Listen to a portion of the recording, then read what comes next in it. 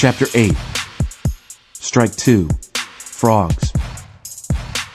God said to Moses, "Go to Pharaoh and tell him, God's message, release my people so they can worship me. If you refuse to release them, I'm warning you, I'll hit the whole country with frogs. The Nile will swarm with frogs. They'll come up into your houses, into your bedrooms and into your beds, into your servants' quarters, among the people, into your ovens and pots and pans. They'll be all over you, all over everyone, frogs everywhere, on and in everything." God said to Moses, "Tell Aaron, wave your staff over the rivers and canals and ponds. Bring up frogs on the land of Egypt." Aaron stretched his staff over the waters of Egypt, and a mob of frogs came up and covered the country. But again, the magicians did the same thing, using their incantations. They also produced frogs in Egypt. Pharaoh called in Moses and Aaron and said, "Pray to God to rid us of these frogs. I'll release the people so that they can make their sacrifices and worship God." Moses said to Pharaoh, "Certainly, set the time. When do you want the frogs out of here, away from your servants and people and out of your houses? You'll be rid of frogs, except for those in the Nile." "Make it tomorrow." Moses said, "Tomorrow it is. So you'll realize that there is no God like our God. The frogs will be gone, you and your houses and your servants and your people, free of frogs. The only frogs left will be the ones in the Nile."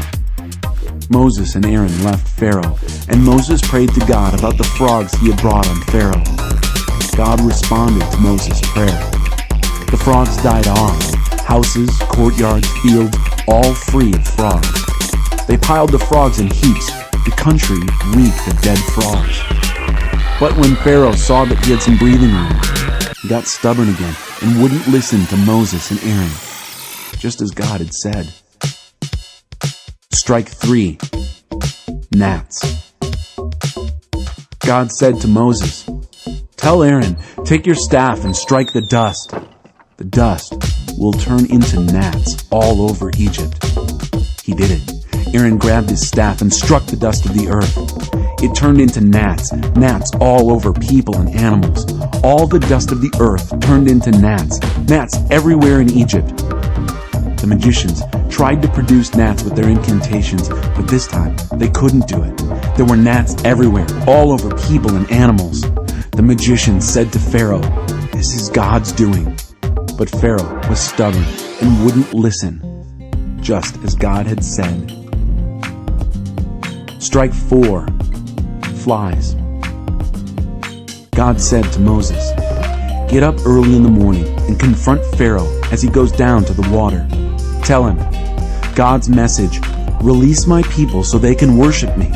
If you don't release my people, I'll release swarms of flies on you, your servants, your people, and your homes. The houses of the Egyptians and even the ground under their feet will be thick with flies. But when it happens, I'll set Goshen, where my people live, aside as a sanctuary. No flies in Goshen. That will show you that I am God in this land. I'll make a sharp distinction between your people and mine. This sign will occur tomorrow." And God did just that. Thick swarms of flies in Pharaoh's palace and the houses of his servants. All over Egypt, the country ruined by flies. Pharaoh called in Moses and Aaron and said, "Go ahead, sacrifice to your God, but do it here in this country." Moses said, "That would not be wise. What we sacrifice to our God would give great offense to Egyptians. If we openly sacrifice what is so deeply offensive to Egyptians, they'll kill us.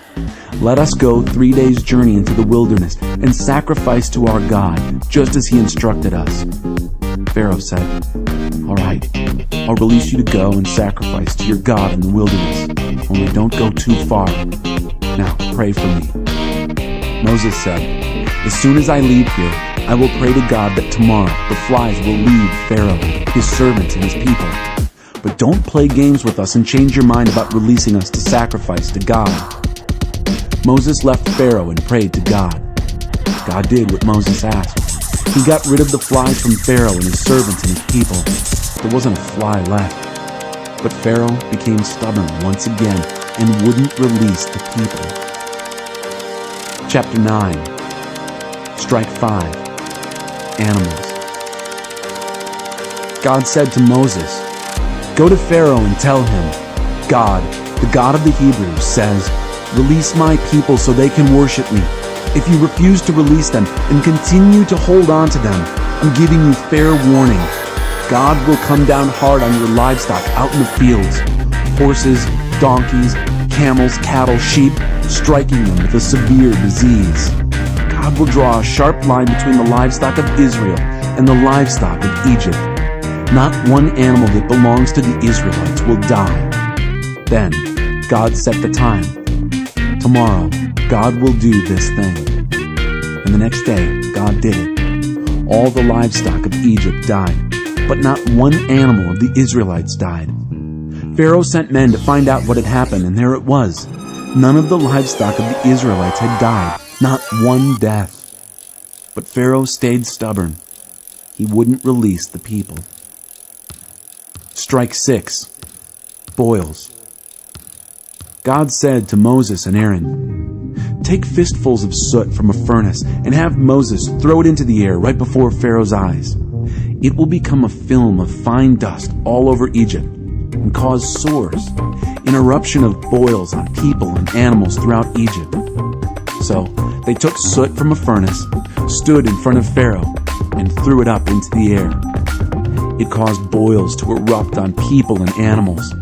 The magicians weren't able to compete with Moses this time because of the boils. They were covered with boils just like everyone else in Egypt. God hardened Pharaoh in his stubbornness. He wouldn't listen, just as God had said to Moses. Strike 7. Hail. God said to Moses, "Get up early in the morning and confront Pharaoh. Tell him, God, the God of the Hebrews, says, release my people so they can worship me. This time, I'm going to strike you and your servants and your people with the full force of my power, so you'll get it into your head that there's no one like me anywhere in all the earth. You know that by now I could have struck you and your people with deadly disease, and there would be nothing left of you, not a trace. But for one reason only I've kept you on your feet, to make you recognize my power, so that my reputation spreads in all the earth. You are still building yourself up at my people's expense. You are not letting them go. So here's what's going to happen. At this time tomorrow, I'm sending a terrific hailstorm. There's never been a storm like this in Egypt from the day of its founding until now. So, get your livestock under roof. Everything exposed in the open fields, people and animals, will die when the hail comes down." All of Pharaoh's servants who had respect for God's word got their workers and animals under cover as fast as they could. But those who didn't take God's word seriously left their workers and animals out in the field. God said to Moses, "Stretch your hands to the skies. Signal the hail to fall all over Egypt on people and animals and crops exposed in the fields of Egypt." Moses lifted his staff to the skies, and God sent peals of thunder and hail shot through with lightning strikes. God rained hail down on the land of Egypt. The hail came, hail and lightning, a fierce hailstorm. There had been nothing like it in Egypt in its entire history. The hail hit hard all over Egypt. Everything exposed out in the fields, people and animals and crops, was smashed. Even the trees in the fields were shattered. Except for Goshen, where the Israelites lived. There was no hail in Goshen. Pharaoh summoned Moses and Aaron. He said, "I've sinned for sure this time. God is in the right, and I and my people are in the wrong. Pray to God. We've had enough of God's thunder and hail. I'll let you go. The sooner you're out of here, the better." Moses said, "As soon as I'm out of the city, I'll stretch out my arms to God. The thunder will stop and the hail end, so you'll know that the land is God's land. Still, I know that you and your servants have no respect for God." The flax and the barley were ruined, for they were just ripening, but the wheat and spelt weren't hurt. They ripened later. Moses left Pharaoh in the city and stretched out his arms to God. The thunder and hail stopped. The storm cleared.